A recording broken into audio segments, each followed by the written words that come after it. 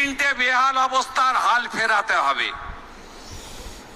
একটা হলো আইন শৃঙ্খলার পরিবেশ, সিন্ডিকেট, কাটমানি, তোলাবাজি, দাদাগিরি, সব জায়গায় রাজনীতিকরণ।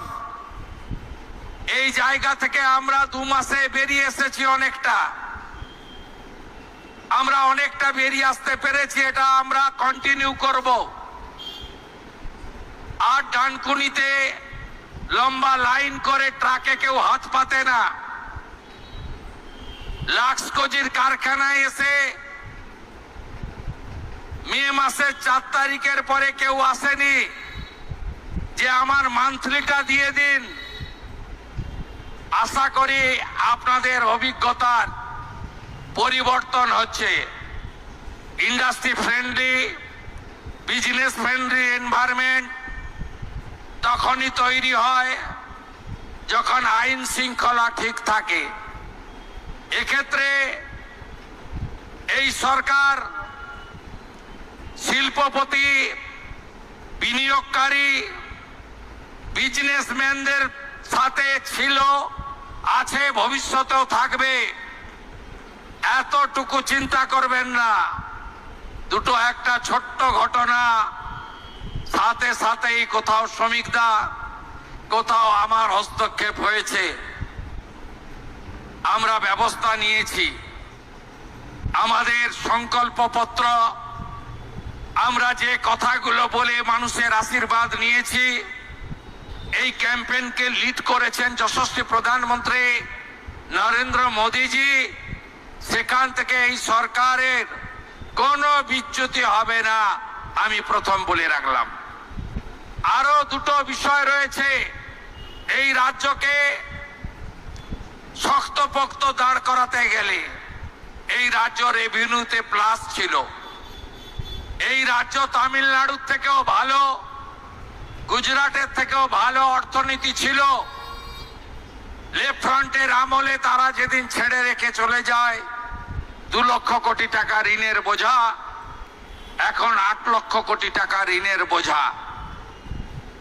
এই ঋণের বোঝা 4,38,000 কোটি টাকার বাজেটে 1 লক্ষ কোটি টাকা শুধু ঋণ শোধ করতে আর ঋণের সুদ মেটাতে চলে যাচ্ছে।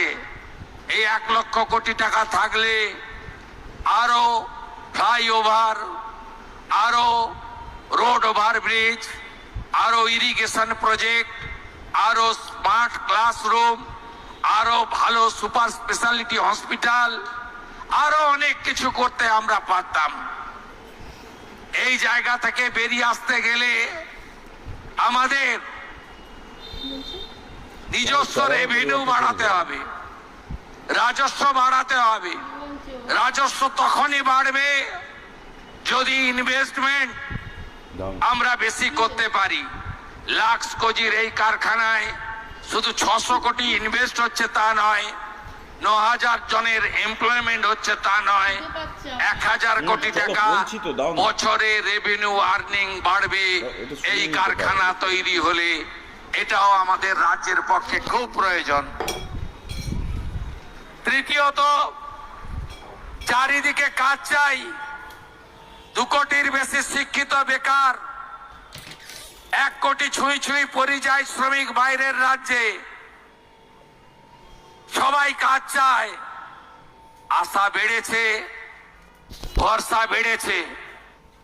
গত বছর স্নাতকে, গ্র্যাজুয়েশনে যত ভর্তি হয়েছিল, এবারে তার থেকেও বেশি। আগে বাবা মারা বলতো এই তৃণমূল সরকার চাকরি দেবে না, তাই মাধ্যমিক পাস করেছিস, উচ্চ মাধ্যমিক আর কলেজে বাবু যেতে হবে না, এত খরচ করতে পারবো না। আমরা এবারের অ্যাডমিশনে কলেজ ইউনিভার্সিটিতে অবাক হয়ে গেছি যে আজকে হাজার হাজার স্টুডেন্ট অ্যাডমিশন নিয়েছে।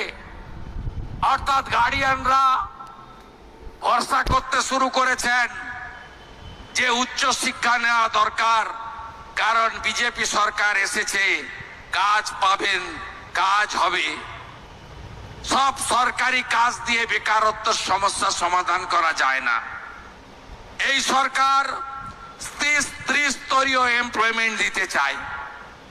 আগামী কয়েক মাসের মধ্যে 1 লক্ষ সরকারি চাকরি যেমন হবে, মেধা অনুযায়ী হবে, তার সাথে বেসরকারি বিনিয়োগকারীরা যত এই ধরনের তাদের প্ল্যান্ট এক্সপেনশন করবে, নিউ প্ল্যান্ট লাগাবে, এই প্ল্যান্টকে কেন্দ্র করে অ্যান্সিলিয়ারি তৈরি হবে, তত বেশি করে আমাদের ডাইরেক্ট এবং ইনডাইরেক্ট এমপ্লয়মেন্ট তৈরি হবে।